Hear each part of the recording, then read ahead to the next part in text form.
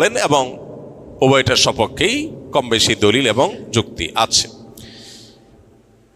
7 নম্বর আমল হলো বেশি বেশি তাকবীর তাহমিদ তাহলিল পড়া, যেটা মাত্র বললাম। উঠতে বসতে চলতে ফিরতে বাজারে ঘাটে ঘর বাড়িতে সব জায়গাতে আল্লাহু আকবার আল্লাহু আকবার লা ইলাহা ইল্লাল্লাহু আল্লাহু আকবার আল্লাহু আকবার ওয়ালিল্লাহিল হামদ বেশি বেশি উচ্চারণ করা।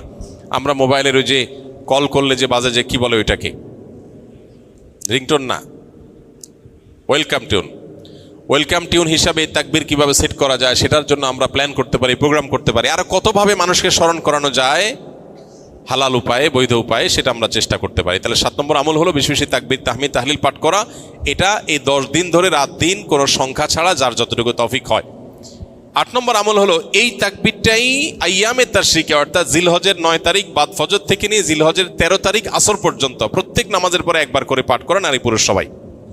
এটা আবশ্যক, সবাইকে করতে হবে প্রত্যেক নামাজের পরে একবার করে। এটা হলো তাকবীরে মুকাইয়াদ বলে, নির্দিষ্ট তাকবীর এই দিনগুলোতে এই নামাজের পরে। আর প্রথমটা বললাম 7 নম্বর আমলটা হলো সাধারণ তাকবীর, তাকবীরে মুতলাক, অর্থাৎ এই দশক জুড়েই সবসময় বেশি বেশি তাকবীর পাঠ করা। তাহলে 8টা আমল